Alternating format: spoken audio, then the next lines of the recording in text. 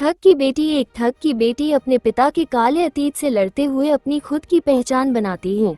ये कहानी एक छोटे से गांव की है, जहां एक कुख्यात ठग भैरो का नाम सुनते ही लोग कांप उठते थे।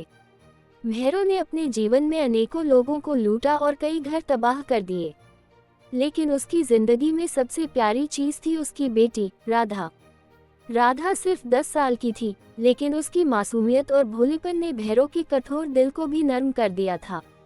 भैरो अपने सभी गुनाहों के बावजूद राधा को दुनिया की हर खुशी देना चाहता था।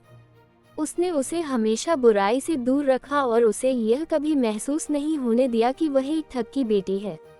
गुप्त सच। राधा को बस इतना पता था कि उसका पिता एक व्यापारी है जो दूर दूर के इलाकों में सामान बेचने जाता है। लेकिन भैरो की असलियत धीरे धीरे गांव में चर्चा का विषय बनने लगी। गांव वाले राधा से दूरी बनाने लगे। उसे स्कूल में ताने सुनने को मिलने लगे, ये ठग की बेटी है, ये भी अपने बाप जैसी निकलेगी। राधा को यह बातें समझ नहीं आती थी। वह जब भी अपने पिता से सवाल करती, भैरो टाल जाता, लेकिन उसके अंदर एक सवाल हमेशा गूंजता रहता, लोग मुझे ठग की बेटी क्यों कहते हैं। एक रात गांव में कुछ और ठगों का गिरोह आया।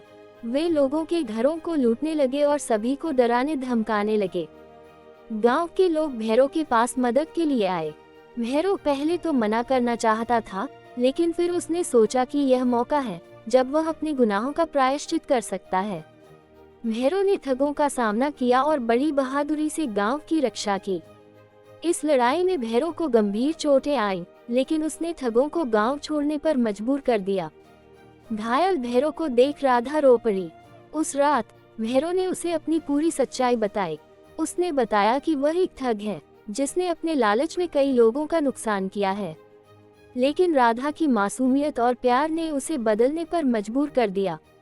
भैरो ने राधा से कहा, बेटी, मैं जानता हूँ कि मैंने गलत किया है, लेकिन अब मैं चाहता हूँ कि मेरी जिंदगी तेरे लिए एक सबक बने। तू कभी ऐसा रास्ता मत अपनाना जो दूसरों को नुकसान पहुँचाए।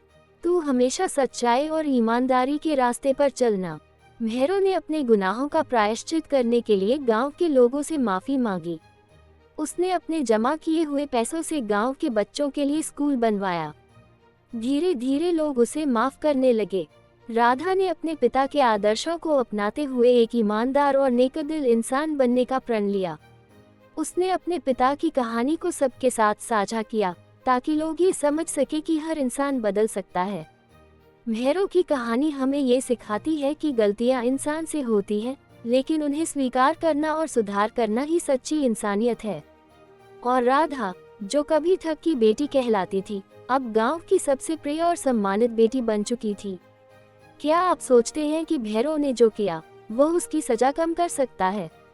इस कहानी पर अपनी राय दीजिए और बताएं, क्या हर इंसान को दूसरा मौका मिलना चाहिए?